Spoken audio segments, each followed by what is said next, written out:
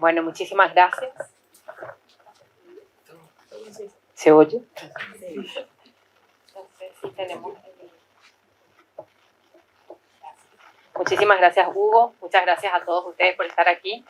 Hay muchos paneles paralelos, así que les agradezco que hayan elegido estar aquí para poder compartir con ustedes este tema apasionante, ¿no es cierto?, que es la fertilidad. Acá, como presentó Hugo, tuve la suerte de poder capacitarme en lo que es modelo Creighton, un modelo de cuidado de la fertilidad y también Naprotechnology. Y posteriormente pudimos armar acá un centro en Paraguay, que nuestro centro se llama iCare Fertility Care Services, que está afiliado a los centros de Estados Unidos internacionalmente. Acá en el mapa, si ven, de Fertility Care, está en Paraguay, Fertility Care iCare Services Paraguay. Y realmente para nosotros es un honor poder estar brindando este servicio para todas las familias de Paraguay y también desde Paraguay, porque tenemos muchísimos pacientes a los cuales atendemos online. La pandemia nos enseñó a usar esta herramienta que es valiosísima, ¿no es cierto? Entonces, como tengo solo 10 minutos, voy a hablar un poco rápido. Entonces, acá tenemos como eje la fertilidad, ¿sí? A veces hay matrimonios que tienen la bendición de tener fácil los hijos, por decirlo de alguna manera, y esperar fácil. Y bueno, y llegan y parece normal, ¿no es cierto? Pero realmente la fertilidad es un milagrazo, es un milagrazo.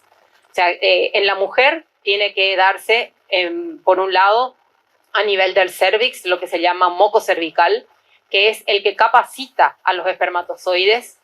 Tiene que darse que esté el óvulo bien, tienen que estar las trompas bien, tiene que estar el útero bien, tiene que estar el endometrio bien, ¿no? Tiene que estar todo el eje hormonal perfectamente coordinado. En el hombre, ¿no es cierto?, tiene que estar los espermatozoides en cantidad, motilidad, número, morfología, etcétera, ¿no? Y uniéndose este óvulo con el espermatozoide, ahí es que comienza una nueva vida que está formada por la mitad del material genético materno, la mitad del material genético paterno, pero es una persona diferente, única en el mundo, ¿no es cierto? Y para que se pueda dar ese proceso de la ovulación, hay una cantidad de procesos hormonales que nosotros llamamos eje, hipotálamo, hipófiso, gonadal, ¿no? Entonces, en la mujer, el día que comienza la menstruación, que es el día 1 del ciclo menstrual, entonces ya en el cerebro se empieza a producir una hormona que se llama folículo estimulante. Los folículos son como unas casitas en donde viven los óvulos adentro del ovario. Con esta hormona folículo estimulante, estimulan los folículos, crecen los folículos. A medida que el folículo crece, produce una hormona que se llama estrógeno, que va subiendo en sangre. El estrógeno es la hormona principal en la mujer, que tiene acción sobre todo el cuerpo, pero uno de los lugares principales que tiene que preparar es el endometrio, que es como un colchoncito que está adentro del útero, la capa más interna del útero, que es lo que se cae en la menstruación y que posteriormente con el estrógeno vuelve a crecer de cero prácticamente. Entonces, cuando el estrógeno llega a un pico, le avisa al cerebro que en vez de producir FSH, produce LH. La LH, hormona luteinizante, hace que a nivel del ovario se rompa el folículo, salga el óvulo, o sea, se produce la ovulación, y cuando sale el óvulo, entonces puede ser absorbido por la trompa, una de las dos trompas. Tenemos dos trompas, y la fecundación, la unión del óvulo con el espermatozoide, del inicio de la vida humana, es en las trompas. En el tercio exterior de la trompa es donde comienza la vida humana. Entonces, inmediatamente después de que se produce la ovulación, este folículo se recicla, se forma lo que se llama cuerpo amarillo, y el cuerpo amarillo produce, además del estradiol, que vuelve a subir, la progesterona, que es la hormona progestación, es la hormona principal durante el periodo gestacional, y es la que termina de preparar el endometrio para que se formen glándulas y los vasos sanguíneos estén ricos, gordos, hermosos, para que cuando llegue el bebé al útero, más o menos 10 días después, pueda agarrarse al endometrio, agarrarse un vaso sanguíneo y formar su placentita y ya seguir viviendo esos primeros 9 meses de su vida, ¿no? Entonces, en el momento en que se produce este aumento del estradiol a nivel del cuello del útero, que es la parte, digamos, más inferior del útero, que termina dentro de la vagina, se produce este moco transparente como una clara de huevo, y realmente el cuello del útero funciona como válvula de la fertilidad, ¿sí? El cuello del útero es el que permite que entren los espermatozoides o no permite que entren los espermatozoides, ¿sí? Este moco fértil solamente se produce ante la presencia de un nivel alto de estrógeno y ausencia de progesterona. Una vez que la progesterona se produce, después de la ovulación, el cuello del útero se cierra, porque hay la posibilidad, aunque sea remota, de que ya esté un embrión adentro. Entonces el cuello se cierra totalmente para que no entre ninguna bacteria, ni un virus, ni un hongo, nada, para que esté ahí perfectito, sellado y cuidadito nuestro embrión, ¿no? Que en algún momento va a ir en ese transporte por las trompas hacia el útero. Entonces, si nosotros miramos el cuello, fíjense qué interesante. 4 días antes de la ovulación, el cuello está completamente cerrado. El día que nosotros llamamos día pico, cuando hay mucha cantidad de moco, fíjense que no solamente hay moco que se derrama, sino que fíjense que el orificio está abierto, ¿sí? O sea, esa válvula se abre, el orificio cervical externo está abierto, ¿sí? Posteriormente, una vez que ya deja de haber moco, ¿sí? Ya no se chorrea el moco, pero fíjense que en el pico más 1, el día posterior al pico, sigue estando abierto. Entonces, todavía pueden entrar los espermatozoides sin problema, sigue siendo fértil, ¿sí? Pero 4 días después, ¿sí? En el día cuarto después del pico, el cuello ya está nuevamente 100% cerrado. Entonces, a partir del día cuarto post-pico ya es totalmente infértil, termina la ventana de fertilidad, ¿sí? El óvulo realmente vive muy poquito tiempo, 16 horas en promedio. Son 16 horas las que tiene de tiempo el espermatozoide para fecundar el óvulo, máximo 24 horas. Entonces, si fuera solo por el óvulo, tendríamos muy baja chance de reproducción en la especie humana. Pero como Dios piensa todo, entonces el moco cervical, que se produce desde varios días antes, es capaz de mantener con vida a los espermatozoides, incluso hasta 7 días, ¿sí? Entonces, si hay moco cervical, incluso hasta 7 días antes del día pico, los espermatozoides se entran al cuello del útero, se acumulan en el cuello del útero y se quedan ahí esperando el momento de la ovulación. Entonces, cuando se produce el momento de la ovulación, se van a la trompa, se unen y se produce la gestación. De otra manera, sería muy difícil para la especie humana, digamos, reproducirse, porque tenemos un día, digamos, de vida del óvulo.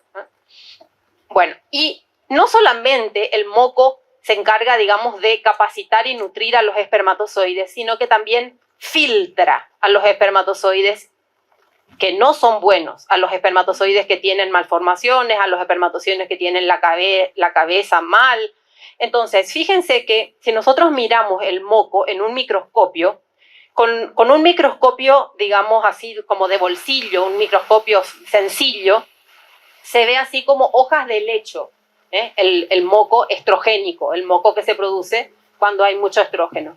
Se ve así como si fueran unas hojas de helecho. Esto indica que hay fertilidad.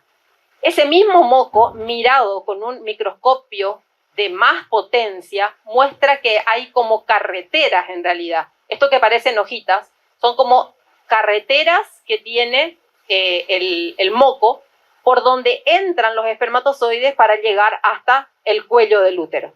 Y si nosotros ese mismo moco lo miramos con un microscopio que nos permite una evaluación de escaneo como en 3D, vemos que la estructura tridimensional del moco fértil, que es este del medio, es como un panal de abejas, ¿sí?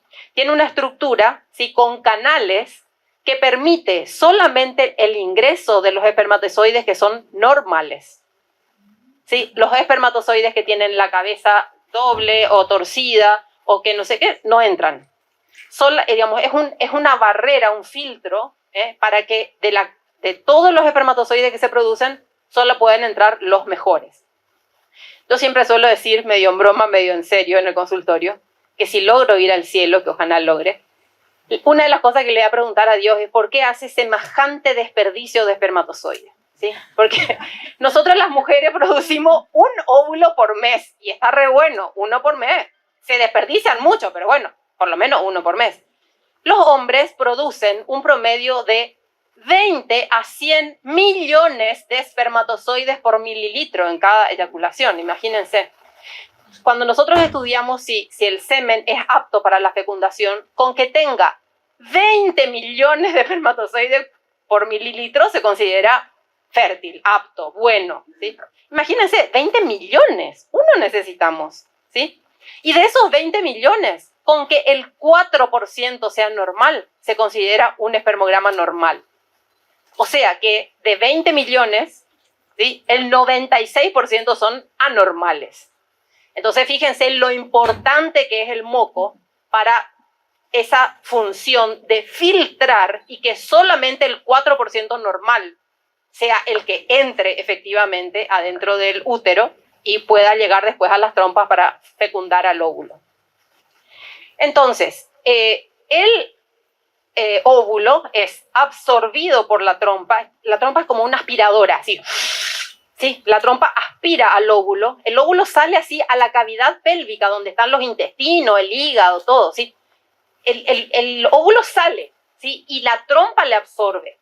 Y después, acá, en la vagina, se depositan los espermatozoides suben, nadan contracorriente, hagan los pobres, ¿sí? Contracorriente, porque la corriente de la trompa va para allá, para llevar al embrión hacia allá. Pero ellos nadan contracorriente y acá se produce la fecundación. Fíjense, acá está la unión del óvulo con el espermatozoide. Esto ya sería el embrión unicelular. Así fuimos todos nosotros. Esa sería nuestra primera foto. ¿Sí? Entonces, así fuimos todos. Un embrión unicelular formado por la unión de óvulo-espermatozoide. A medida que es transportado el embrión hacia el útero, ya se empieza a multiplicar rápidamente, de modo que, fíjense, cuando ya está a punto de entrar al útero, ya tiene esta forma, como una mora, si conocen la mora, así como un racimito de uva chiquitito, ¿sí? Y cuando ya llega al endometrio, cuando ya llega al lugar donde tiene que implantarse, ya tiene esta forma. Se llama blastocito, y fíjense que tiene como unos pseudópodos, como unos bracitos así, que les permite meterse en el endometrio para llegar hasta un vaso sanguíneo y poder agarrarse y empezar a nutrirse de la sangre de la mamá. Estamos hablando día 10 después de la concepción. O sea, esto es una maravilla. O sea, un don extraordinario, una cosa loquísima. Entonces, ¿qué pasa? O sea, nosotros estamos hablando acá de la parte biológica, ¿no es cierto? Pero está la dimensión trascendente, está la dimensión de la presencia de Dios junto a los esposos, porque el alma no la pueden dar los padres de ninguna manera, porque es espiritual. Entonces, Dios tiene que estar allí presente para infundir el alma espiritual, ¿sí? Entonces, está la esposa, está el marido, ¿no es cierto? Pero tiene que estar ahí Dios uno y trino presente en esa relación conyugal para que pueda formarse esa unión de óvulo-espermatozoide que va a dar como resultado, ¿no es cierto?, un embrión unicelular que al seguir creciendo va a nacer como un bebecito, ¿sí? Pero ya es una persona con cuerpo y alma, ¿sí? Entonces, nosotros, dentro de lo que es la naprotecnología, el fertility care, tenemos una visión verdaderamente personalista de la sexualidad humana, ¿sí? O sea, nosotros defendemos y abogamos por el respeto por toda la persona y toda persona humana, ¿sí? Entonces, el hecho de que se hayan descubierto y se hayan empezado a estudiar de manera científica todos estos aspectos de la biología humana, de la reproducción, ha generado como una revolución copernicana, ¿sí? O sea, sabemos, que alguna vez estudiamos, ¿no es cierto?, que antes se pensaba, ¿no es cierto?, que la Tierra giraba, que el Sol giraba alrededor de la Tierra. Eso se pensaba antes, ¿no? Después se vio que no, que en realidad la Tierra es la que gira alrededor del Sol, ¿sí? Y bueno, y de la misma manera hay mucha gente que piensa todavía hoy día que la sexualidad humana es algo que gira alrededor de los genitales y que solamente tiene que ver con unos órganos, ¿no es cierto?, anatómicos, ¿no es cierto?, y que ahí termina la cuestión de la sexualidad, cuando en realidad, ¿no es cierto?, la sexualidad es algo que gira alrededor de la persona humana, cuerpo y alma, ¿sí? Y esto tiene que ser considerado, ¿no es cierto?, dentro de lo que es el ámbito de la fertilidad. Y si uno tiene esta visión, ¿no es cierto?, es como que es la única manera en que uno va a poder apreciar verdaderamente cada hijo como un don, cada hijo como un don. Entonces, a veces me preguntan, ¿la planificación familiar natural es un sistema católico de planificación familiar? ¿Sí?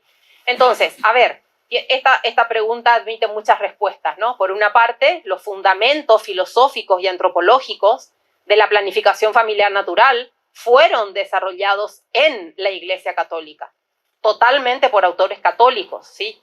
Los antecedentes tenemos ya en el Papa Pío XI, en la Casti Connubii, el Papa Pío XII, el discurso a la Unión Italiana de Obstetras Católicas, el Beato Papa Pablo VI, hoy ya San Pablo VI, en la Humane Vitae, San Juan Pablo II, con toda la teología del cuerpo que fue desarrollando durante su pontificado.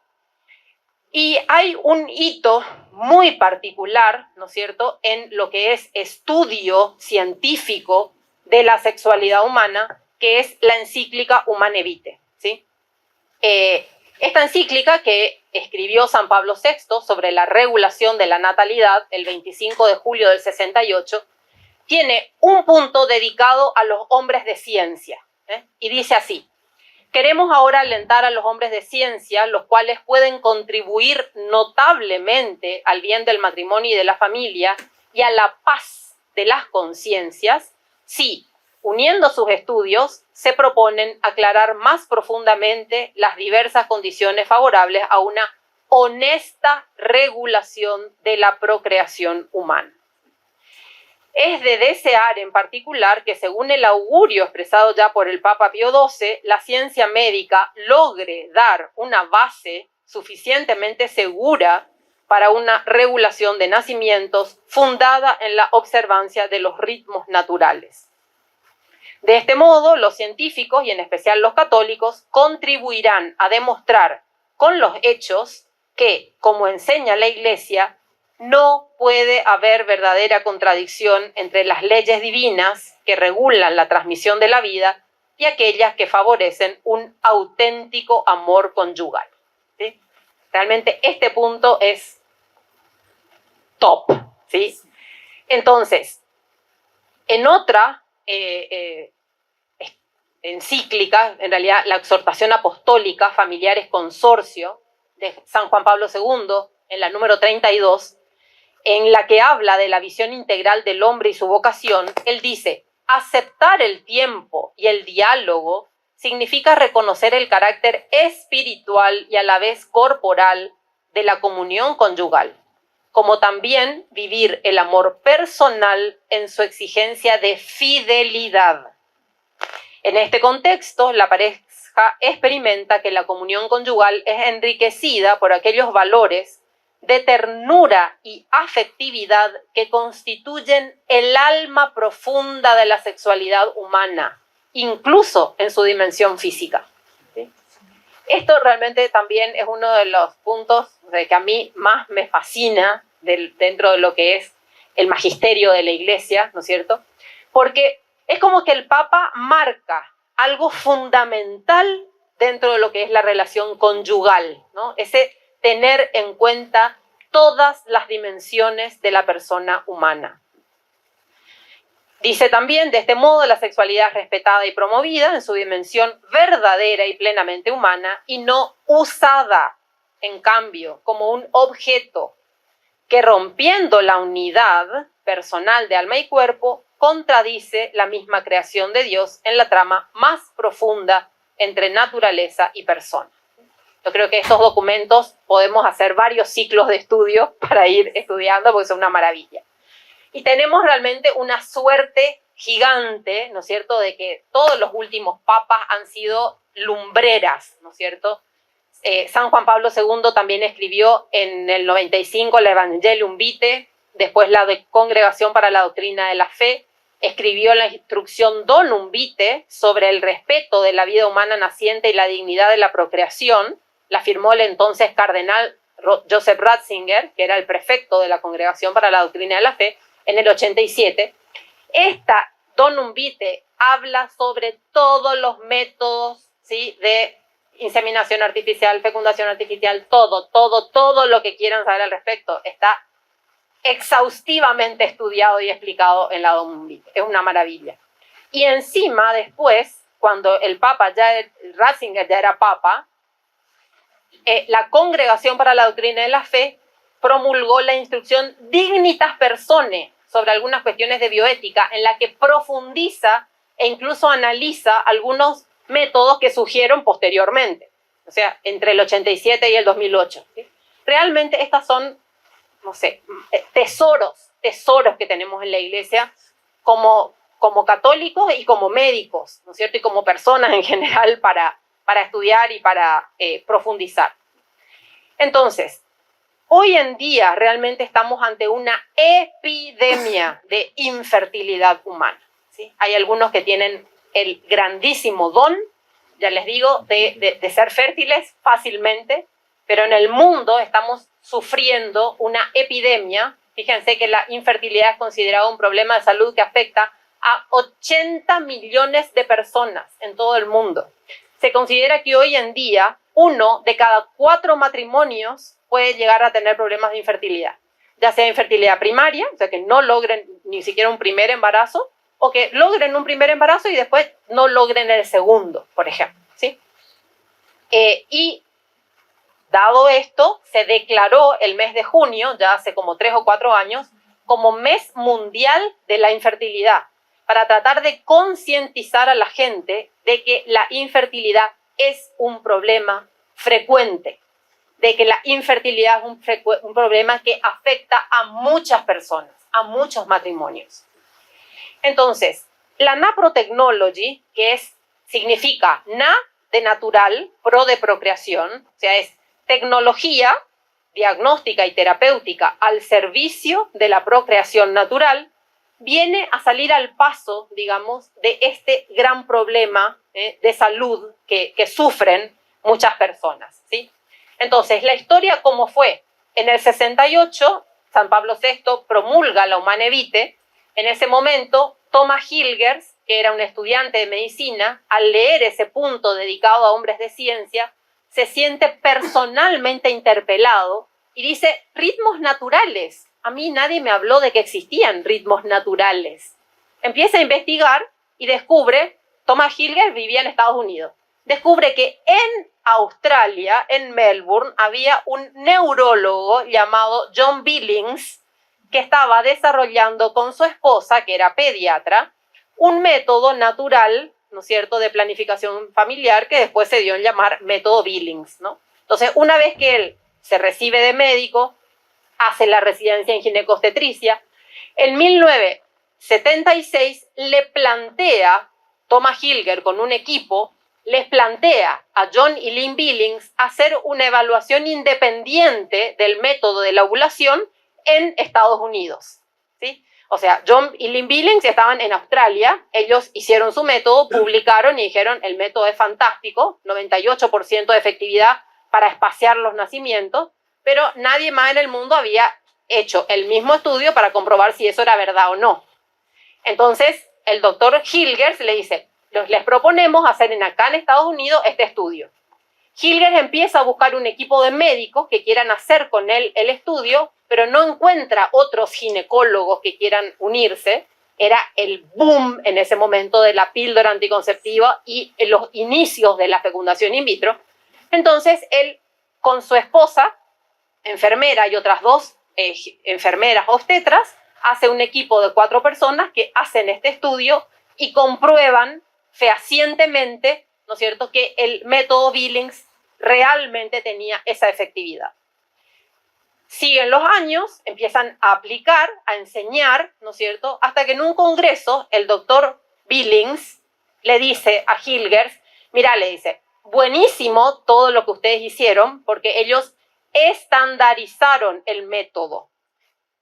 Los australianos eran más free, por decir de alguna manera. Entonces el doctor Billings decía, bueno, la mujer primero tiene un poco de moco, después tiene más moco, después tiene menos moco otra vez. Y entonces a los yanquis eso les ponía loco, porque ellos quieren así todo estructuradito. Entonces, ¿cuánta cantidad de moco? ¿Cuántos gramos? ¿Cuántos milímetros? ¿Cuánto se estira? ¿Se estira 1 centímetro? ¿Se estira 2 centímetros? ¿Se estira 3 centímetros? Entonces, ellos en Estados Unidos lo que hicieron fue estandarizar, ¿sí? Y crear una nomenclatura para que la mujer pueda decir, tengo hoy un moco que se estira 1 centímetro, tengo un moco que se estira 2 centímetros, tengo un moco que se estira 3 centímetros, tengo un moco que es transparente, uno que es amarillo, uno que es blanco, uno que es marrón, uno que... Entonces, hicieron una nomenclatura estandarizada de tal manera que parece un jeroglífico, pero el que sabe mira y dice, ah, vos tuviste 3 días, y además permite esa nomenclatura hacer lo que se llama un score de moco, ¿sí? Entonces, para que el moco sea bueno en cantidad y calidad, tiene que ser entre 9,1 y 16, ¿sí? O sea, las posibilidades van de que en cada ciclo una mujer tenga un moco entre 0 y 16. Si tiene entre 0 y 9, va a ser muy difícil que se embarace porque, como les dije antes, el moco es fundamental para lograr el embarazo. Entonces, tiene que tener un score de moco de 9,1 o más, y lo más cercano a 16 posible, para que se logre efectivamente la fertilidad de forma natural. Entonces, Billings en un congreso le dijo a Hilgers, ¿sabes qué? Es fantástico lo que hiciste, pero ¿sabes qué? Ponerle ya otro nombre, porque ese ya es muy complicado ya. Yo le voy a seguir llamando Billings a lo mío que yo hice simple, voy a ponerle nomás ya otro nombre a tu estandarización. Entonces ahí quedó el nombre modelo Creighton, porque ellos estaban estudiando todo esto en la Universidad de Creighton en Estados Unidos. Entonces ahí ya se le llamó, ¿sí?, sistema de cuidado de la fertilidad según modelo Creighton, ¿sí? Ahí surgió el nombre, digamos, pero la base era todo lo que ya había estudiado el doctor Billings. Entonces, este es el equipo que comenzó a trabajar, ¿sí?, en 1977. Este es el doctor Thomas Hilgers, su esposa Sue Hilgers, Ann Preville y Diane Daly, ¿sí? Estos son los esposos de Diane y de Ann, pero que no estaban en el equipo de trabajo. El equipo de trabajo eran doctor Hilgers y las 3 chicas. Y lo maravilloso, fíjense, que es que durante más de 40 años este equipo siguió trabajando juntos. Esta foto se sacó en el 2014 y aquí están, ¿no es cierto?, el doctor Thomas Hilgers, su esposa Sue, Ann Preville en la misma forma, ¿sí?, Ann Preville y Diane Daly, ¿sí? Siguieron trabajando juntos y en el año 2004 Hilgers le pudo entregar al Papa Juan Pablo II, que ya estaba muy mal, ¿no es cierto?, el libro, ¿sí?, el libro gordo que nosotros le decimos, de la Naprotechnology, donde detalla todos los protocolos de estudio y tratamiento para todas las patologías ginecológicas, inclusive la infertilidad. Entonces yo tuve la suerte de poder ir, la segunda vez, porque el curso dura 1 año, te vas primero una vez, después volvés, seguís online, después te volvés a ir una segunda vez, después seguís online y así, ¿no? Y después vienen a tu casa a evaluarte in situ, ¿sí? Acá que ellos estuvieron en la evaluación in situ que vino mi supervisora. Entonces acá yo tuve la suerte de ir en abril del 2016, que era justamente cuando se festejaban los 40 años de Fertility Care, y pude estar bebiendo, digamos, de las manos de la fuente del doctor Thomas Hilgers, Sue Hilgers, Diane Daly y Ann Preville, ¿sí? Lamentablemente 3 años después Ann Preville falleció de un cáncer de ovario. Así que la tengo ahí como intercesora personal, súper buena. Entonces, el doctor Hilgers confirmó que la información contenida en la planilla, que se va haciendo día a día, no servía solamente para planificación familiar, sino también para monitorear la salud femenina. Y fíjense que, aunque parezca como muy complicado, esto es como una manera de poner por escrito lo que ocurre durante el mes. El rojo marca los días que la mujer está menstruando, verde marca los días que la mujer no tiene ningún tipo de secreción genital, blanco con bebé marca los días que la mujer tiene secreción genital y los 3 días posteriores, aunque haya o no haya secreción, pero que secreción de tipo que se llama no pico, se siguen poniendo con un bebé porque siguen siendo fértiles, por esa foto que les mostré, que recién al 4.º día el cuello está cerrado, y después todos los días siguientes secos son infértiles. Entonces, fíjense, uno así a simple vista nomás ya pueden notar acá algo. Fíjense, esta mujer, este ciclo, tiene un solo día de moco. Fíjense, esta mujer, este ciclo, tiene 1, 2, 3, 4, 5, 6, 7 días de moco. ¿Sí? ¿Cuál le parece que va a ser más fértil? ¿El de arriba o el de abajo? El de abajo. Este de arriba probablemente tenga problema de infertilidad, porque tiene un solo día de posibilidad de que justo embocarle, digamos, para que tener relaciones ese día, ¿sí? Pero hay otro tema, que es que, como les decía, en el momento de la ovulación se une el óvulo con el espermatozoide en la trompa y tarda más o menos 10 días en ser transportado hasta el útero y ahí poder implantarse en el útero. Entonces, fíjense lo que pasa acá. Se produce la ovulación y fíjense, 1, 2, 3, 4, 5 días nomás y la mujer ya menstrua de nuevo. Entonces, ¿qué va a pasar cuando este bebé que se formó acá llegue al útero? No tiene dónde implantarse porque ya menstruó. Entonces, esto se acompaña de una pérdida. Se produce un aborto espontáneo. ¿Sí?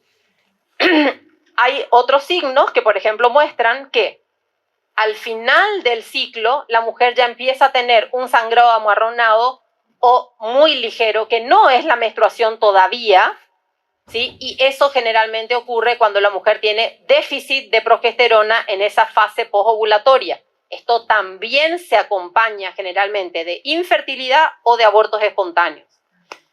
Y también podemos detectar, ¿no es cierto?, como estos casos, que acá hay un sangrado que es anormal. O sea, lo normal es que la mujer tenga un sangrado menstrual de hasta 7 días, máximo 8, muy ligero. Y fíjense, este tiene 2 semanas de sangrado, acá hay algo raro. Hay que estudiar porque probablemente haya algo en el cuello uterino, o un pólipo, un mioma, ¿sí? Entonces, simplemente con una planilla así tan simple, la cantidad de diagnósticos que podemos hacer. ¿Sí? Es una maravilla. Esta planilla nos permite evaluar lo que nosotros llamamos biomarcadores. Los biomarcadores son la longitud del sangrado menstrual, el número de días que hay previos al pico, el moco tipo pico, cuántos días y qué cantidad. Fíjense que hay distintos números, 8, 10, 6, 4, 2. Entonces, en base a eso nosotros podemos calcular el score. El moco tipo no pico, que es el moco no fértil o menos fértil, ciclo de moco, el día pico, el número de días de la fase prepico, el número de días de la fase pospico, el spotting o sangrado premenstrual, que es esto, el sangrado amarronado al fin de la menstruación, etc. ¿Sí? Entonces, cuando una persona tiene todos los ciclos, se ve ahí, un sangradito antes de la siguiente menstruación, esto ya te dice, acá hay un problema. O tenemos un déficit de progesterona solo, o tenemos un déficit de estrógeno con progesterona, o tenemos un pólipo, o tenemos endometriosis, o tenemos un mioma, pero hay que estudiar. Esto no es normal. Sangrado amarronado antes de la menstruación no es normal, ¿sí? Entonces, cuando nosotros detectamos ese tipo de casos, lo que hacemos es, tomando como base el día pico, decirle a la mujer, bueno, mira, te vas a sacar sangre al tercer día pospico, o sea, P+3, después en P+5, P+7, P+9, P+11, y así vamos a hacer lo que se llaman las curvas de función posovulatoria. También, dependiendo de los casos, si yo sospecho que no hay una formación adecuada del folículo, entonces puedo hacer lo que se llama la función preovulatoria, que se saca sangre desde antes del pico. Entonces, después, cuando yo tengo la planilla de la persona y tengo los niveles hormonales de estradiol y progesterona que se combinan estadísticamente, yo puedo ver, a ver, esta mujer tiene un ciclo seco, no tiene moco. Eso obviamente va acompañado de infertilidad. Obviamente va acompañado de infertilidad. Entonces, ¿cuál es el problema? Acá está el problema. Los niveles de estradiol y de progesterona son totalmente anormales. Y entonces, en base a eso, yo ya puedo planificar la medicación que le vamos a indicar a la persona para que sus ciclos mejoren. También el estudio de las pacientes con infertilidad por ecografía le permitió al doctor Hilgers identificar 6 causas de infertilidad ovárica, ¿sí? O sea que el problema está en el ovario. No es problema hormonal, es un problema de cómo responde el ovario a las hormonas que se producen en el cerebro. Entonces, el automonitoreo que la pareja hace y grafica en la planilla del modelo Creighton permite ya sospechar diferentes causas de infertilidad femenina, estudiarlas y tratarlas, ¿sí? Fíjense, acá tenemos un solo día de moco. Eso es anormal, dijimos. Probablemente le va a costar embarazarse. Acá tenemos otra planilla, ¿sí? Que fíjense que tiene 4 días de moco, 5. Este está bastante bien, ¿sí? Este totalmente seco, no tiene moco. Este ciclo, fíjense, acá está el problema de que unos días después de ovular ya menstrua de nuevo, el bebé no se va a poder implantar y así sucesivamente. O sea, solamente con la planilla ya tenemos una herramienta espectacular. También permite la planilla ver el riesgo de aborto espontáneo y prevenirlo, porque esa planilla la mujer puede empezar a graficar desde antes de casarse. Entonces, yo desde antes puedo saber, mira, vos cuando te cases vas a tener mucho riesgo de tener un aborto espontáneo, porque a los 5 días de ovular ya menstruás. Entonces, eso tenemos que corregir antes que empieces a buscar embarazos para que después no pierdas tu bebé, ¿sí? Entonces, en la Naprotechnology lo que buscamos es hacer un diagnóstico, después hacer un tratamiento y después la pareja hace la procreación en forma natural, en su casita, solito, ellos dos. Y después, entonces, si el embarazo va bien, bebé en casa, ¿sí? Es lo que nosotros llamamos la verdadera reproducción asistida, porque lo que en otras partes se llama reproducción asistida, en realidad es reproducción sustituida, porque se sustituye la unión conyugal, se sustituye incluso a veces el semen del marido por semen de otra persona, se sustituye el óvulo de la mujer a veces por óvulos de otras mujeres, se sustituye incluso a veces el útero, haciendo lo que se llama maternidad subrogada, que otra mujer. Entonces, eso no es asistir a la reproducción, es sustituir, ¿sí? Entonces, realmente nosotros creemos, ¿no es cierto?, que es mucho más respetuoso para la dignidad humana este modo de plantear el estudio y tratamiento de la fertilidad. A veces me preguntan, ¿qué tipos de tratamientos utiliza la Naprotechnology? Y realmente son tratamientos muy simples. O sea, lo difícil es hacer el diagnóstico. Una vez que tenés el diagnóstico, el tratamiento como que son pavadas, por decir de alguna manera. Bueno, no siempre. Por ejemplo, si tiene déficit de progesterona, progesterona en cápsula. Si tiene déficit de estradiol y estrógeno, en pastilla o en gel transdérmico. A veces se usan algunas drogas, digamos, en comprimidos que estimulan la producción de moco cervical. Por ejemplo, la vitamina B6 es excelente para aumentar la producción de moco en las mujeres que tienen poco moco. Así como, por ejemplo, la amoxicilina, que es un antibiótico, pero tiene como efecto colateral adverso, entre comillas, que aumenta el moco cervical. Entonces, utilizado en los días específicos correctos, se puede utilizar como un coadyuvante para el moco. La acetilcisteína, por ejemplo, que es algo que se utiliza para expectorar el catarro cuando la persona tiene neumonía, ¿sí?, fluidifica el moco. Y así como fluidifica el catarro, fluidifica también el moco cervical. Entonces, utilizado en los días correctos, puede servir para mejorar el moco cervical. Y así tenemos distintas herramientas, ¿no? A veces hace falta tratamiento quirúrgico, en la mujer, por ejemplo, de las causas ováricas, si hay quistes ováricos, si hay, por ejemplo, ovario poliquístico, se puede hacer lo que se llama drilling ovárico o resección en cuña. Si hay un problema en las trompas, ¿sí? Si las trompas están dilastadas, si las trompas están obstruidas, a veces se puede quirúrgicamente solucionar. Si hay endometriosis, que es una patología que hay fuera del útero, digamos, es endometrio, pero que crece fuera del útero. también el tratamiento es quirúrgico. En el hombre a veces se requiere un tratamiento quirúrgico del varicocele, que es como si fueran varices, pero a nivel testicular, que lo que hacen es aumentar la temperatura a nivel testicular y eso es contraproducente para la fertilidad. También hace falta muchas veces cambio de hábitos.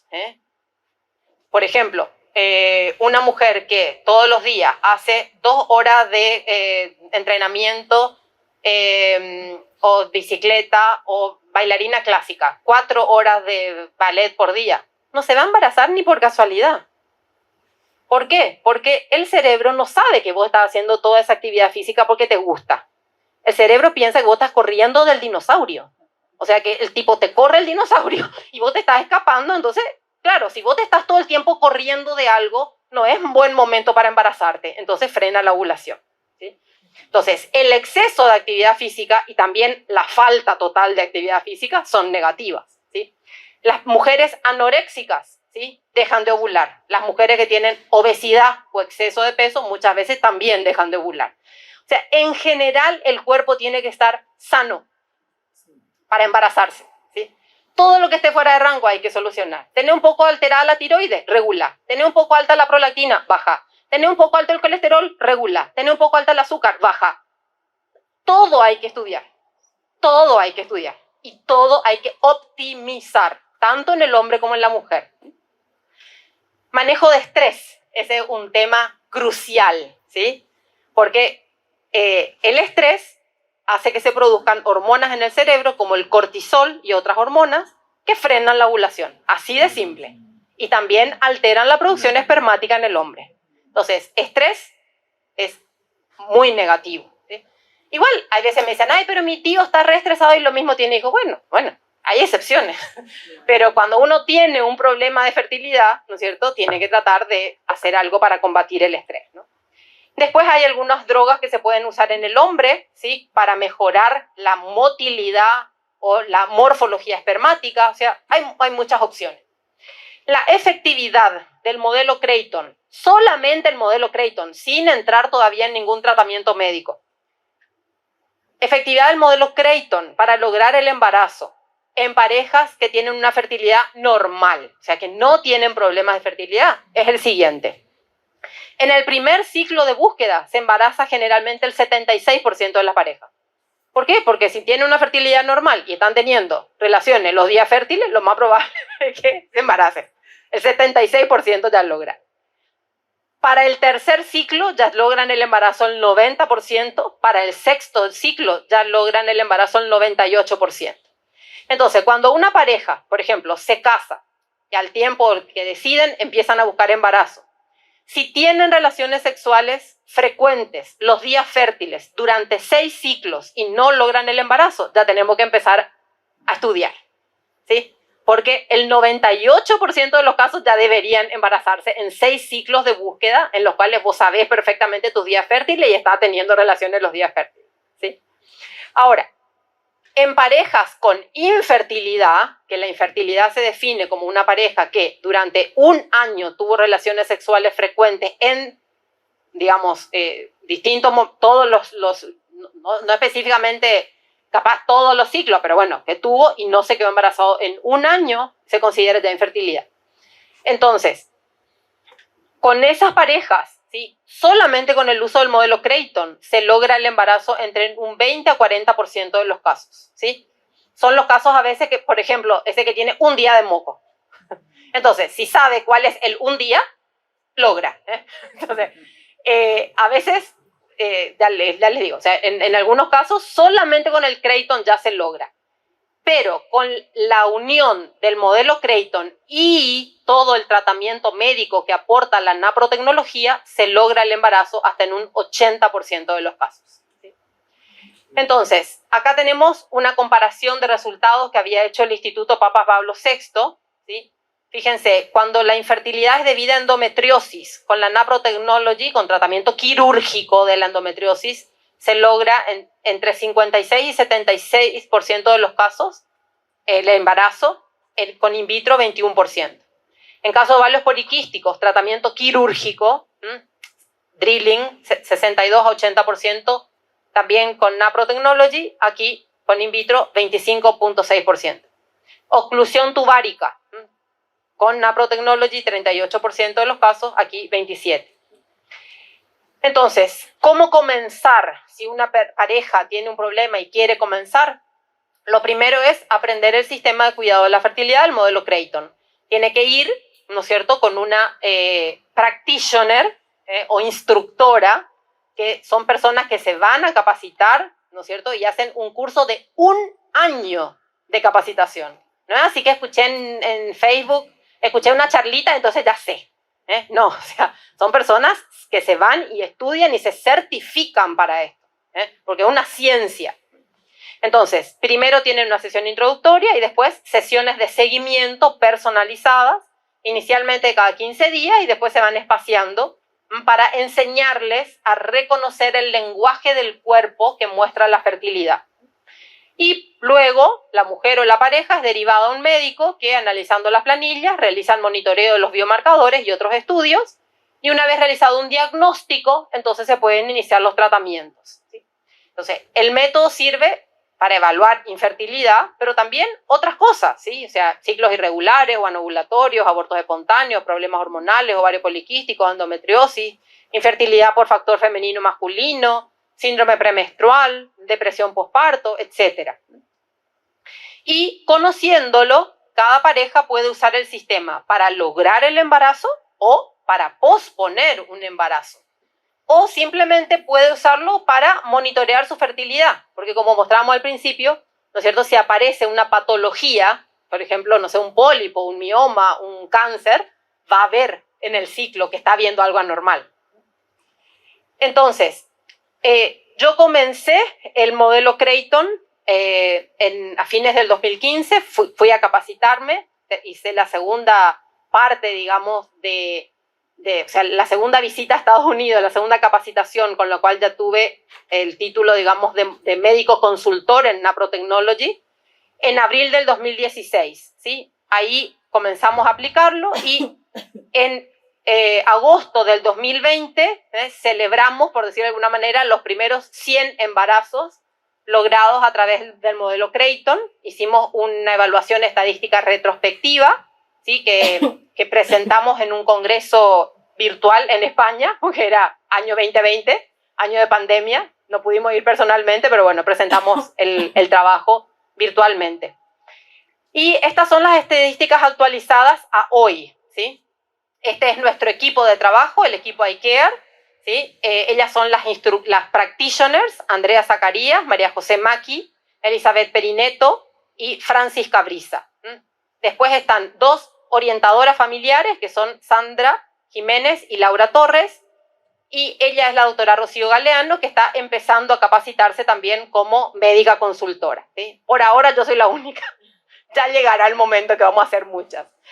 Entonces, esta es nuestra estadística al día de hoy, 250 embarazos logrados a través del modelo Creighton y la Naprotechnology, más 23 embarazos posteriores ya sin tratamiento. Como vieron, hay cosas que una vez que se trata, ya listo, ya se curó. Entonces después, sin planilla, sin tratamiento médico, ya pueden lograr un segundo embarazo posterior, ¿sí? Entonces, tenemos 250 embarazos logrados a través de modelo Creighton y Naprotechnology. De esos 250 embarazos, 177 ya culminaron los embarazos con nacidos vivos, de los cuales 3 fueron gemelares. Entonces tenemos un total de 180 nacidos vivos, de los cuales 97 son varones y 83 son mujeres. De estas 83, 2 nacieron esta mañana. Entonces, después también tenemos un porcentaje elevado de abortos espontáneos, y aquí yo todavía no pude, digamos, profundizar en un hecho, pero hemos observado a partir del año 2021 prácticamente una triplicación en el índice de abortos espontáneos. O sea, casualmente, post-pandemia, ¿sí?, nosotros antes del 2021 teníamos un índice de abortos espontáneos del 10 al 12% anual, y a partir de ahí, a partir de 2021, estamos teniendo un índice de 33 a 35% anual. O sea, se triplicó la cantidad de abortos espontáneos que estamos observando desde 2021. Todavía no pudimos profundizar mucho, digamos, en la causa. También tuvimos 6 embarazos ectópicos y un embarazo heterotópico, que es una eventualidad en el cual hay un embarazo dentro del útero y un embarazo fuera del útero. Es algo, digamos, poco frecuente. Lamentablemente, ambos terminaron en pérdida, digamos, ¿no? A veces, por ejemplo, el embarazo ectópico muere, pero el que está intraútero llega a término. Lamentablemente, en este caso, primero falleció el que estaba intraútero y después nos dimos cuenta que había uno afuera, en la trompa, y también falleció. Bueno, entonces, con esto termino. Les doy las gracias por esta oportunidad de compartir con ustedes algo que me apasiona. Muchísimas gracias. Gracias, doctora. Ahora también vamos a seguir con el tema de la NAPRO también, con Antonella y Esteban Arámbulo. Voy a recortar así ganamos minutos, ¿verdad? Ambos son empresarios, trabajan juntos en una empresa familiar de tejido, son padres de 2 hijos, ¿verdad? Trinidad y Mariano, y actualmente están en los miembros del curso 23 de Federación. 33, perdón. Entonces les doy la palabra y cambio yo la presentación. Dale, gracias, Huito, gracias. Bueno, acá no lo creo. Sí. Buenas tardes a todos. Ahí teníamos preparado una presentación que después de todo lo que habló la doctora, no sé, a mí, como dice ella, realmente es un tema apasionante que nosotros también disfrutamos mucho contar. La doctora Sarmiento realmente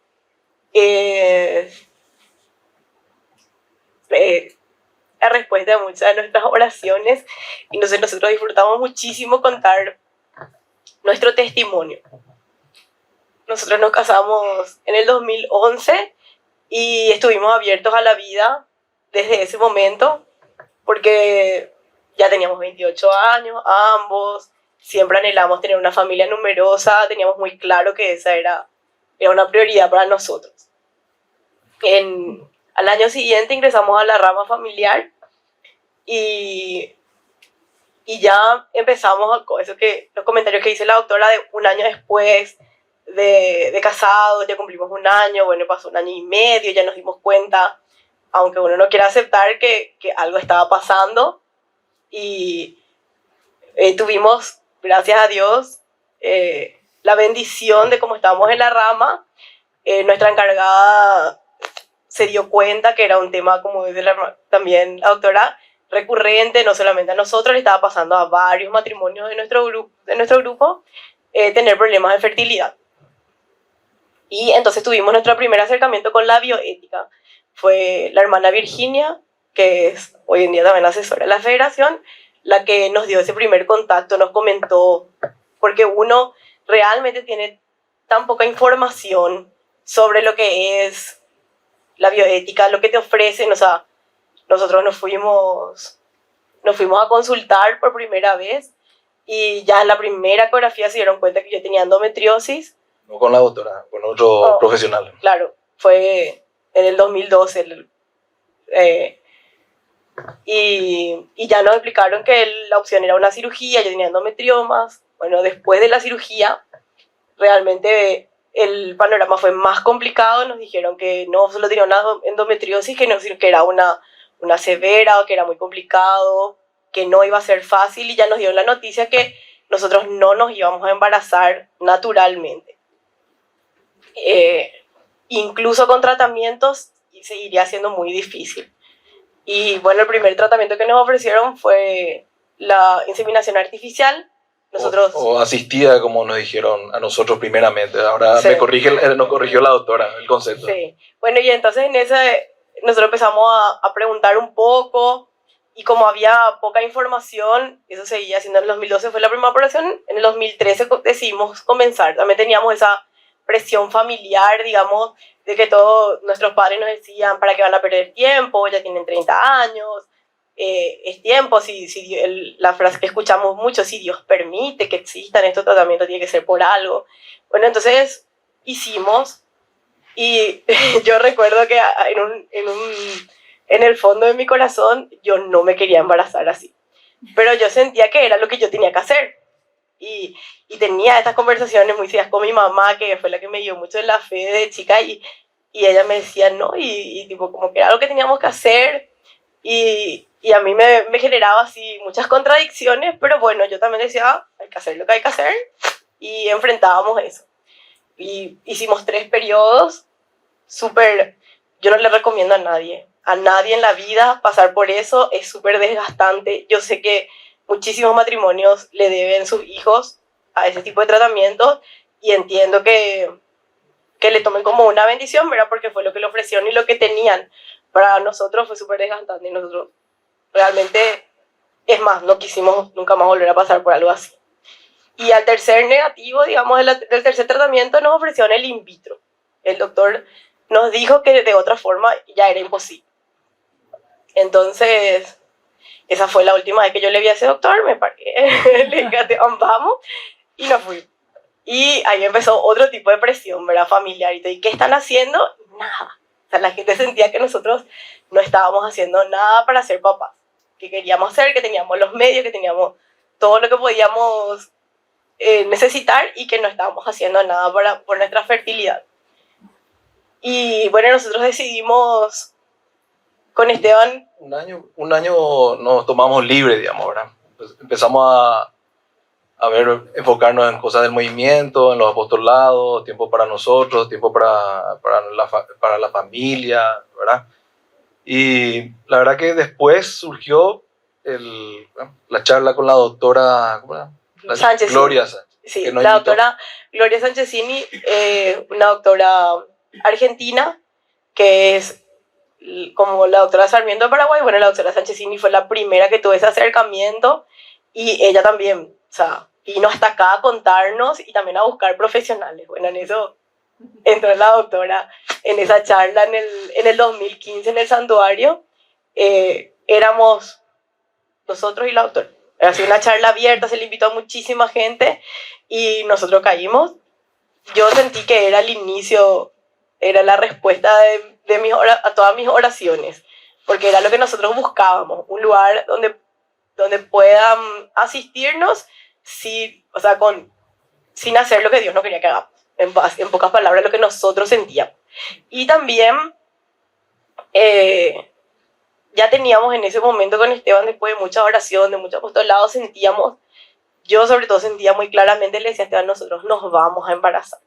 Nosotros nos vamos a embarazar porque Dios va a querer regalarnos un hijo, porque yo sentí eso. O sea, yo le digo, Dios no nos va a regalar un anhelo tan grande de ser padres si no nos va a ser padres. Y entonces, bueno, por eso cuando empezó todo esto dijimos, este es el camino.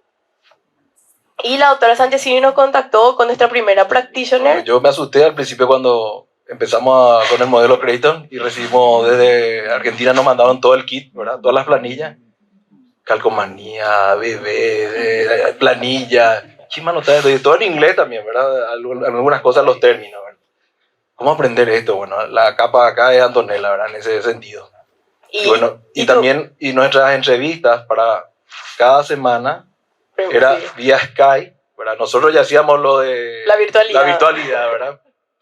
Y bueno, y no sé cuántos años estuvimos así con eso. Bueno, ahí fueron unos meses hasta que aprendimos y pudimos graficar nuestra primera planilla.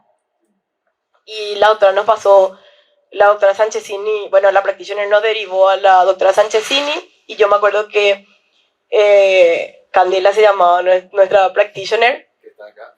Ella, bueno, nos mandaba, yo le mandaba una foto de mi tabla, ella corregía y así, ¿verdad? Y ella al terminar cada encuentro nos decía cuánta es la confianza, o sea, qué tanto creemos en este método. Y yo era 10 de 10. O sea, el 1 de Esteban siempre era un 6-7. y bueno, entonces así aprendimos y así nos derivó la doctora Sanchezini. Y cuando nosotros nos dio los estudios, una doctora amiga mía nos hacía las órdenes acá para poder hacernos los estudios, porque las órdenes que ella nos mandaban no podíamos presentar acá con el seguro y todo. Y ella categóricamente luego, en el primer encuentro me dijo, vos tenés endometriosis, sí o sí te vamos a tener que operar de nuevo.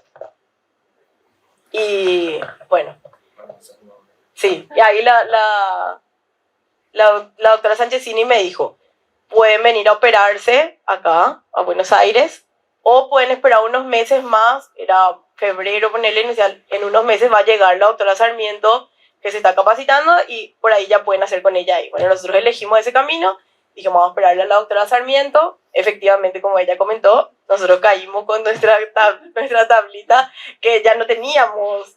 Yo hacía computadora y completaba a mano y pintaba, porque ya no teníamos stickers. Y le llevamos la primera reunión, o sea, la primera consulta, la doctora nos dijo, tenemos que operarnos, y yo le dije que sí, y me dicen, ¿y qué tal? Y nos vamos a operar, ¿y cómo? O sea, no le conoce a la doctora, y no importa, porque ella es la respuesta. Y así fue, y fue muy complicado también eso a nivel familiar, contarle a la gente que estábamos haciendo eso, era un poco una locura para los que no conocían. Y nos operamos en mayo del 2016, de nuevo, y la doctora Sarmiento ahí nos dijo que si esta operación no funcionaba, que tenía su probabilidad porque el asunto estaba medio feo ahí adentro, en un año nos íbamos a volver a operar. En un año obviamente no nos embarazamos, y yo le volví a decir a la doctora, vos me dijiste que en un año me iba a operar otra vez, operame otra vez. Y ella me dijo, no te vamos a operar acá, vamos a ver si podemos operar en Buenos Aires. Yo vi que esas operaciones tienen. Estuvimos todo un año, el 2017 casi, detrás de la doctora Gloria, que ya ni respondía a nuestros correos, porque en Buenos Aires o en Argentina completa ya era una un lista de espera de más de 100 pacientes. Sí, ¿verdad? ya era un boom, ya se había dispersado la noticia de que ella estaba haciendo esto, y ya no había forma de ni responder a nuestros correos, así es sencillo. Entonces, nosotros en eso decidimos mudarlo con una practitioner, ya estaban las practitioners paraguayas, con Andrea Zacarías, y Andrea nos dijo, yo le dije, ¿qué van a hacer? Y estábamos esperando para verlo en la operación, y me dijo, va a venir la Elizabeth, que era su supervisora, la supervisora de las practitioners, y ella tiene contacto con el doctor Hilger, el propio, ahí el hijo del doctor, del Thomas Hilger, era el que nos fue, bueno, hay dos, eran sus dos hijos. Sí, y bueno, y así, cuando vino Elizabeth, le invitamos a cenar con la doctora, y ya le contamos, nosotros queremos irnos a donde sea a operar. Y Houston, y sí, bueno, vamos a Houston. Primero es que papá y mamá nos dijeron, vayan a San Pablo, vayan a operarse, ¿por qué no buscan de forma como todo el mundo hace? ¿Por qué es lo que están tardando tanto? Y nos queremos ir a Estados Unidos. Bueno, yo le voy a pagar. Bueno, entonces ahí surgió la idea de, bueno, vamos a Estados Unidos, a Omaha, dijimos y todo, ¿verdad, doctora? Después fue Houston. Y la doctora dijo, no, va a venir Elisa y le voy a presentar, y ella trabaja con el doctor Hiller, con el hijo, bueno. Y entonces ella le va a sacar un turno, para que se vayan a operarse a Houston.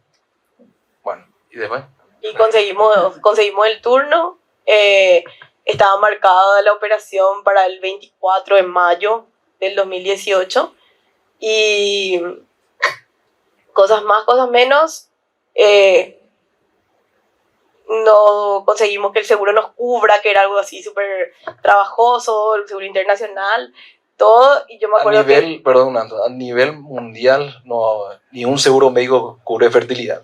Eso es, bueno, por eso nosotros teníamos que irnos con lo que nos daba mi familia. Después yo saqué 3 tarjetas y así nos íbamos con todo para la operación. Sí, y bueno, pero finalmente con la doctora logramos que sí nos cura, porque no era precisamente fertilidad. Bueno, y ese jueves antes, o sea, antes del viaje, nos llaman del seguro, bueno, les va a cubrir el seguro.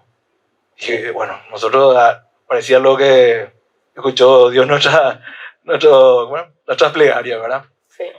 Bueno, y si había algo que yo no quería, era tener que irme a operar, en verdad, al extranjero. Como siempre yo decía, bueno, esto es lo que Dios quiere que yo haga, y le pedí a Dios, si puede ser antes mejor, pero bueno, si vos querés, yo seguía con los papeles, la operación, qué sé yo, conseguimos lo del seguro, me llamaron el jueves de Estados Unidos y dijeron, todo el seguro le va a cubrir, yo le corté eso, cerramos el negocio y le digo a Esteban, me llamaron del seguro, me dijeron que nos van a cubrir todo, o sea, del hospital, dijeron que hablaron con el seguro y que nos van a cubrir todo, pero yo todavía no menstrué. Y me dice, Esteban, vos ya estás loca, me dice como, el domingo no teníamos que ir, bueno, y ese viernes amanecimos con el resultado positivo y se vino María Trinidad.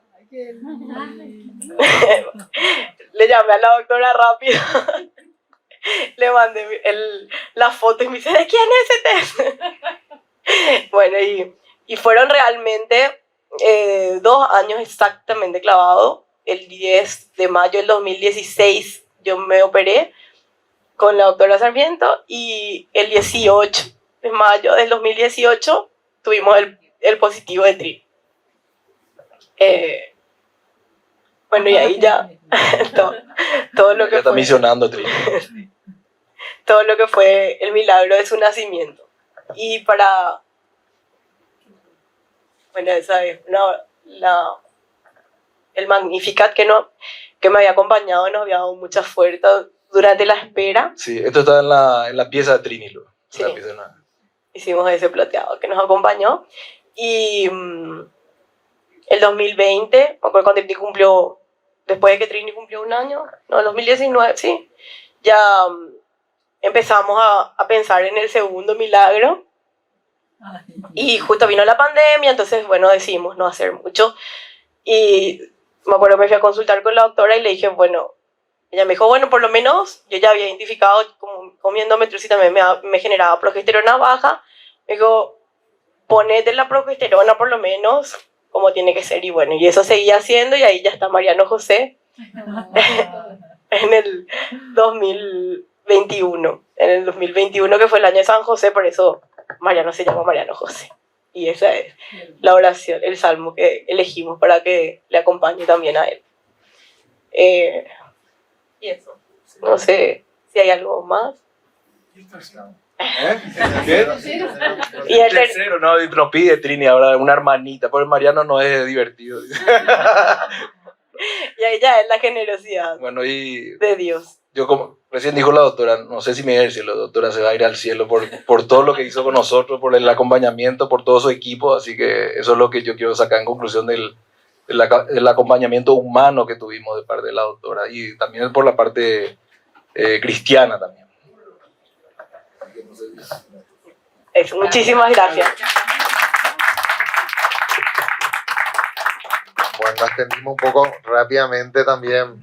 Pasamos a la segunda tanda, ¿verdad? Le voy a convocar a los tres, ¿verdad? Acá ahora vamos a hablar un poco siguiendo inspirado en el Espíritu Santo.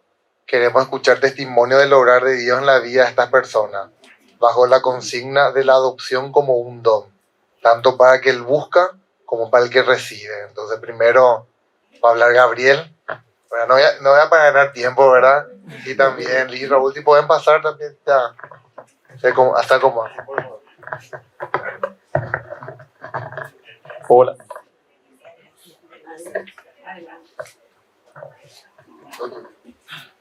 ¿Arranco? Por favor. Buenas tardes, me voy a parar un ratito.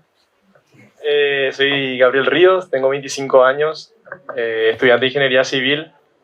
Me acuerdo, bueno, después de toda esta posición increíble, me acuerdo que en el colegio yo quería seguir medicina, me encantaba todo este tema, pero después fueron pasando los años y dije, no, la medicina no es para mí, y estudio Ingeniería Civil. Bueno, tengo 25 años, tengo un hermano mellizo, estoy en el movimiento de Schoenstatt desde 2013. No sé, no soy yo, pero... No, tranquilo. No tiene nada que ver con nosotros. Y me encantó también lo que estaba comentando la doctora al comienzo de su presentación, viendo cómo el cuerpo humano y la creación de Dios es tan perfecta, ¿verdad? Y tanto tiene que ocurrir, tanto tiene que pasar para que se fecunde la vida, ¿verdad? Es muy loco lo que es el milagro de Dios y lo poco que entendemos todavía los hombres, ¿verdad? Y tanto así como voy a decir, doctora, los estadounidenses siempre quieren estandarizar, ¿verdad? Y justo para comenzar mi charla, mi testimonio, también estuve investigando mucho y hay un estudio de un pakistaní, Ali bin Nasir, no sé si conoce, doctora, pero que trabaja en Estados Unidos, en una universidad, y él también quiso ponerle un número a ese milagro. No sé si era creyente o no, pero quiso ponerle así un ¿cuál es la probabilidad de que nosotros, así se llama su estudio, cuál es la probabilidad de que nosotros nazcamos y seamos tal y como somos, ¿verdad? Ya sea todo lo que explicó, una que se fecunde la vida, después vos seas el hijo de tu papá, el abuelo, el bisabuelo, y así, ¿verdad? Toda la vida en sí. Y salió que la probabilidad, el número era 0,00000 y un número infinito, ¿verdad? O sea, matemáticamente nosotros no deberíamos existir. Inclusive tengo acá anotado, tanto me llamó la atención, ¿verdad? Que él en su estudio, él concluyó que así llama, ¿qué probabilidad había de que naciéramos tal y como somos? Prácticamente cero. O sea, es como si 2 millones de personas jugaran con un dado de 1.000 billones de caras y sacaran todos el mismo número. Eso concluyó, ¿verdad? La vida realmente es un milagro hermoso que nosotros como seres humanos no podemos siquiera explicar, ¿verdad? Y a eso yo le sumo otra vez 1.000 millones de personas siendo adoptados, ¿verdad? Bueno, mi historia comienza un poco antes de mi nacimiento. Yo nací el 11 de abril de 1998. Ya me siento viejo, pero tengo 25 años nomás. Pero ya digo 1998. Y mis papás, Celeste y Orlando, se casaron y acá está el milagro, ¿verdad? El 11 de abril de 1992. Ellos se casaron, quisieron tener también su familia, casi como el matrimonio que recién escuchamos, ¿verdad? Y ahora que explicando vos, doctora, me acordé del problema médico que tenía mi mamá del corazón, ¿verdad? Que era el tema de la corona, justamente en las trompas, perdón, en las trompas. Bueno, ya no había tantos estudios antes, ¿verdad? En los 90, ¿verdad? No había tantos esos estudios. Ella buscó, no pudo concebir, ¿verdad? Con mi papá. Entonces dijeron, bueno, ¿por qué no la adopción, ¿verdad? Tanto era el anhelo, como dijiste, de ser padres. Y bueno, fueron muy creyentes de siempre, pero apareció una persona muy, para ellos desconocida, ¿verdad? Que era la Virgen María, ¿verdad? Mi familia no era tan creyente en el sentido mariano, sí era creyente en Dios, en Jesús, ¿verdad? Pero no tanto en María, ¿verdad? Una tía lejana le presentó a la peregrina, que está acá, y mi mamá dijo, bueno, cualquier santo que venga ya, cualquier ayuda vale, ¿verdad? Entonces le empezó a rezar también a la Virgen sin creer tanto, o sea, no, creer obviamente sí, pero no tanta devoción. Lo que sí que justamente, exactamente después de 6 años de casados, literal, un 11 de abril de 1998, nacimos nosotros, mi hermano y yo, ¿verdad? Nosotros nacimos en Caguazú y mi papá es de Asunción, o sea, mi papá del corazón, ¿verdad? Yo siempre le digo papá porque, bueno, para mí, toda la vida, ¿verdad? Y también desconozco, ¿verdad? De las personas, de la señora que me dio a luz, ¿verdad? Tampoco desconozco totalmente de su existencia, ¿verdad? Como que nosotros nacimos y ya está, ¿verdad? Realmente nunca hice un orfanato. A los 2 días de haber nacido ya le convocaron a mis papás. Una hermana le dijo que estaba hablando con mi mamá, ¿verdad? Estaban buscando unos hijos. Y dijo, mira, nacieron 2 mellicitos, ¿verdad? En Caguazú. Vení para buscar, ¿verdad? Como un delivery, un pick-up, ¿verdad? Vení a buscar acá. Y es muy loco porque mi mamá siempre quiso mellizos, porque su papá, o sea, mi abuelo, también era mellizo. Entonces siempre rezaba por mellizos, y bueno, ahí Dios le dijo, acá tenés, ¿verdad? Y adelantando un poco, no quedándose así solamente con ese milagro, después de 3 años nacieron mis hermanas, que también son adoptadas, ya nacieron en San Lorenzo, que también son gemelas. O sea que vino ahí en par, vino el milagro, ¿verdad? O sea, mi mamá ahora ya, ahí cerró, boliche, ¿verdad? Ahí cerró. Ya, dos mellizos, un par de gemelas, y ahí está el milagro, ¿verdad? Pero, gracias. Yo no tengo nada que ver, yo nací nomás. Mi papá son los grandes, ¿verdad? Bueno, lo que sí es que, como decían, como bien decimos, ¿verdad? El don también de los padres al buscar y el don del hijo. Yo siempre digo, y no es para molestar a los demás, ¿verdad? Pero yo digo siempre que soy más bendecido de las personas que nacieron normalmente, ¿verdad? Todos nacimos normalmente, pero en el sentido de que, bueno, vos tuviste 9 meses y naciste, ¿verdad? Yo nací y no sabía ni dónde me iba a parar, ¿verdad?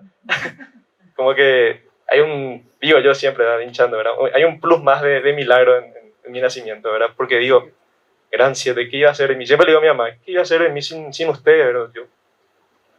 Y encima hoy en día, como está el mundo, ¿verdad? En el 2023, yo creo que capaz ni nacía, ¿verdad? Por el tema de hoy en día del aborto, está muy fuerte, un tema muy polémico, ¿verdad?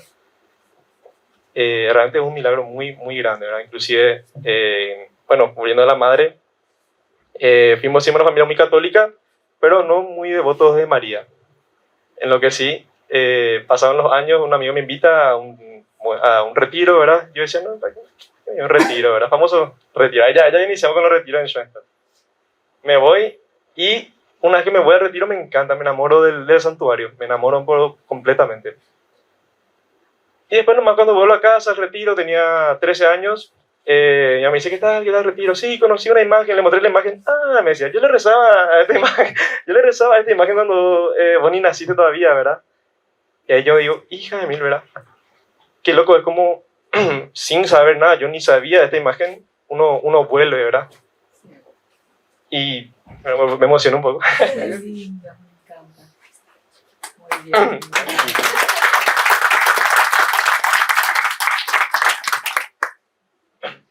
O sea que es la primera que hablo así en grupo, ¿verdad?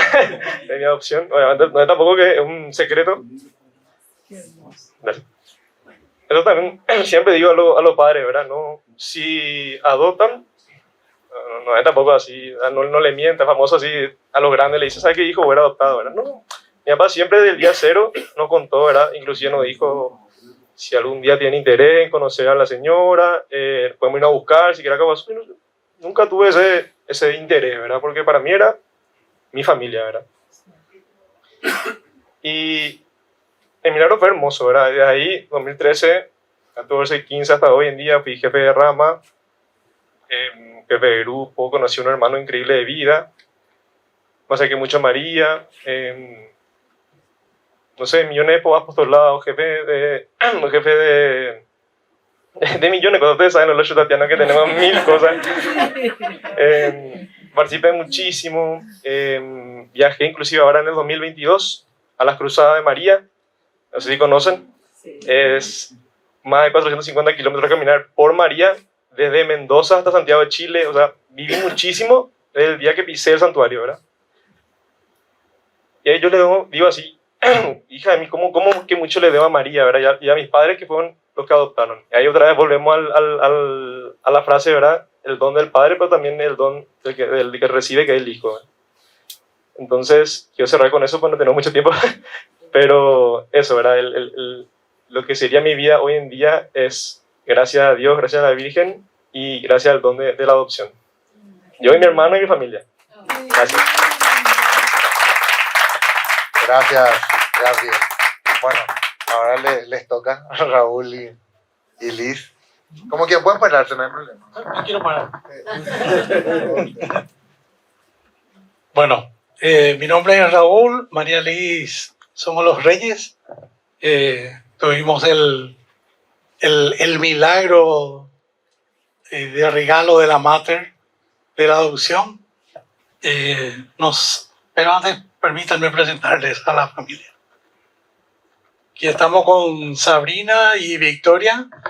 Procuramos ser una familia alegre. A veces no nos sale, pero procuramos. Aquí está Sabrina, ella es nuestro primer milagro con su perro. Ella también desde el día cero estuvo a nuestro cargo, digamos, como padres acogedores. Ella también nació y no tenemos ningún antecedente de la mamá. No obstante, desde el día cero también hemos procurado concentrarnos exclusivamente en contarle a Sabrina toda su historia. Ella sabe plenamente todo lo que hemos pasado, de dónde viene, en fin, hacer de que ella sepa y tenga un conocimiento pleno de su historia. Aquí está Sabrina con María Liz y nuestro segundo milagro, que es Victoria, que está atrás, degustando un pescadito. A los extranjeros les recomendamos que no abandonen Paraguay sin probar el dorado a la parrilla. Aquí estamos en una jornada, el de la derecha es en Ipacaraí, una casita que tenemos de fin de semana, y el de la izquierda es un viaje que hicimos juntos. Y desde la inmensidad de esta foto en donde está Sabrina, queremos compartir con ustedes que todo esto no sería posible interpretarlo si no miramos o no nos concentramos en los ojos de María. Nosotros hemos pertenecido a la juventud femenina, mi señora. Yo soy de la juventud masculina. Estamos en el movimiento desde el año 1979. Hoy día estamos en la Federación Apostólica de Familia, curso 20. Y realmente hemos sentido de que la llegada de Sabrina es un milagro, porque desde nuestro tiempo de noviazgo, que son 6 años de noviazgo que tuvimos, nosotros sin pensar que a eso llegaríamos, ya conversábamos como novios de que si se daba la ocasión de adoptar una criatura, que así lo haríamos. Ya fue tema de conversación de novios. Bueno, finalmente, a diferencia de ustedes, parece que Dios sí leyó nuestro mail y nos cumplió, ¿verdad? Porque nos casamos y durante 5 años nos pasamos buscando, ¿verdad? Nos pasamos buscando, hicimos una serie de estudios. En primer lugar, María Liz, que es médica, se pasó haciendo estudios por todos lados y yo le decía, ¿por qué solamente te haces el estudio vos? Yo también tengo que hacerme el estudio. Y me dice, sí, yo no te quería pedir, me dice, pero bueno, también me hice el estudio y los médicos, algunos, hasta nos hacían la broma de si nos acostábamos juntos. Una cantidad de bromas nos lanzaban también. ¿Realiz? Sí, hablar de nuestras hijas realmente es descubrir la mano de Dios en cada acontecimiento que se fue dando en nuestra familia. Desde la juventud femenina y Raúl también, que estuvo desde joven en Schoenstatt, nos dimos cuenta que todas las herramientas que nos da Schoenstatt nos fue preparando para ese momento en que cuando no entendemos por qué suceden las cosas, porque como matrimonio ahora cumplimos 30 años de casado en noviembre, 20 de noviembre, y los 6 primeros años no se daba. 5, sí, me acuerdo porque son 5 años peleando, me quedé pelado por eso. Realmente la incertidumbre, el deseo, el no entender. Yo soy médico pediatra, hice mucho terapia intensiva, culpaba mucho al estrés, después los estudios, aparentemente hormonal, físicamente estábamos bien. Raúl llegó a operarse, yo me hice otros estudios. Llegamos al punto de fecundación in vitro y ahí nos mirábamos con Raúl. ¿Será que Dios va a permitir esto realmente? ¿Es esto lo que está en los planes de Dios? Y ahí una vez más aprendimos a abandonarnos y a querer entender los planes de Dios. A partir de ahí nos abrimos al querer de Dios, de lo que tenga que ser, y nos pusimos en lista de padres adoptivos, donde también es un gran sufrimiento psicológico para todos los que pasamos por eso. Y solamente el estar en una comunidad, el estar bajo la mirada de María, al trabajar nuestros ideales personales y matrimoniales, uno va descubriendo que Dios va tejiendo sin entender nosotros lo que pasa. Después, Sabrina nace el 2 de septiembre del 98. Raúl es del 14 de septiembre. Sabrina nace prematura de 1,4 kg en terapia intensiva, pero sin necesitar oxígeno, sin entrar en respirador. Fue un milagro desde el comienzo porque todos los médicos la miran, o sea, el comentario que siempre recibimos es que estaba ahí con mínimo oxígeno, leche, y por un milagro fue creciendo y saliendo sin ningún riesgo de infección. O sea que ahí luego ya empieza el milagro de Sabrina. Y estaba en la cuna, en el grupo de chicos, 3 meses. Entonces ahí nos llaman los médicos que están y nos preguntan si nosotros estamos ya como para ser padres acogedores. Y realmente ahí te das cuenta que toda una familia, mis padres, tíos, vecinos, toda una comunidad ya le esperaba a Sabrina. O sea, nosotros preparamos un libro desde su nacimiento y desde que vino a nuestro hogar con 2 kilos a los 2 meses, y Raúl le abraza y le pone en el pecho, y él diciendo de que no, de la noche a la mañana aprendimos a ser papá por la gracia de Dios. Y desde entonces Raúl le tuvo en su pecho prácticamente hasta los 3, 4 años. Se dormía en su pecho, en la hamaca, en el Pacaraí, en todo momento. Y cuando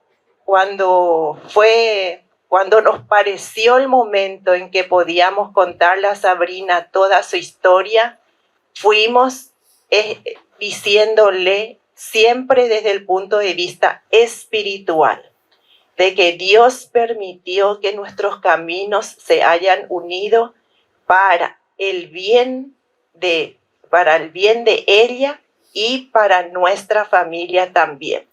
Y desde entonces Sabrina sabe toda su historia, sabe todo lo legalmente que se hizo, porque la adopción legal tarda 2 años a 3 años aproximadamente, que fue también un sufrimiento, una espera larga. Súper parto. Pero entregando totalmente cada etapa de nuestra vida. Después les quiero contar que con Sabrina rezamos por su mamá que le dio la vida. Desde un comienzo también rezamos dándole gracias por el don de la vida para ella.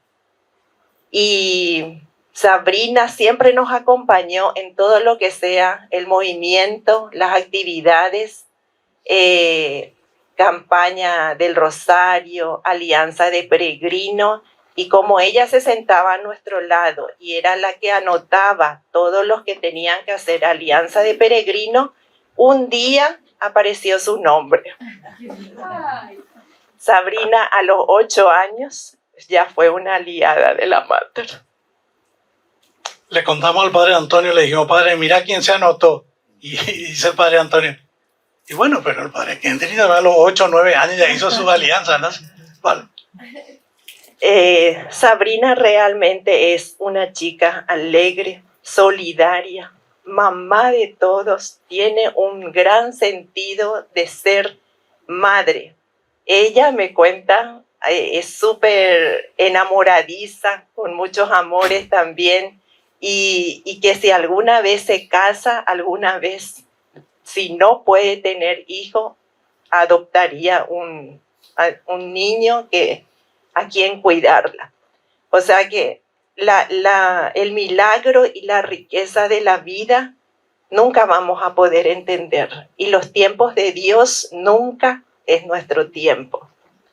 Sabrina fue consagrada al divino niño Jesús también desde el primer día que llegó a casa. Y al trabajar nosotros sobre nuestros ideales de, personal y matrimonial, les comento porque es una gracia. Sí, como María, regalar hogar. O sea que uno a lo largo de la vida va descubriendo lo que está en el plan de Dios. Ahora Sabrina cumple 24 años, es súper sensible, solidaria. Queremos como padres siempre estar con nuestros hijos, estar presente, y comentarles también de que Victoria, en la otra foto se ve, Victoria vino después de 2 años. Es un regalo, un día cualquiera, estando en el Pacaraí, porque es nuestro terruño y nuestro refugio. Yo me sentí mal, dejamos toda la farra que se estaba realizando, todos los invitados, amigos, y le digo a Raúl, vamos, algo me pasa. Raúl se sube en el vehículo, vinimos volando con el vehículo a toda bala. Y todas las infracciones de tránsito que por ahí. Llegamos al Hospital Bautista porque era lo que más cercanamente teníamos, y ahí me hacen una ecografía y me dicen, aquí está el embrión. O sea que estaba embarazada y era la primera señal de nuestra hija Victoria Reyes. Ahí está. Las dos muy compinche, muy amigas, se pelean por todo también y se ríen de todo también. O sea que decirles a ustedes que el milagro de la vida y estar abierto y estar permanentemente acompañando a la familia es nuestro ser instrumento de la Mater para forjar familias santas. Hace como 10 años el Padre Antonio nos planteaba hacer un taller sobre este tema y me preguntaba si Sabrina se animaría a asistir. Hace 10, 11 años el Padre Antonio quería hacer esto y yo le decía, bueno, vamos a preguntarle. Y el Padre Antonio le pregunta a Sabrina, le dice, ¿te animás a eso? Sí, le dice Sabrina, sí, vamos a hacer. Bueno, no pudimos hacer, pero estábamos muy conmovidos cuando nos invitaron para esto. Es la primera vez que hablamos en público sobre este tema. Pero cuando le contamos a Sabrina, dijo, ¿en serio? Yo también me quiero ir. Y vino Sabrina a acompañarnos.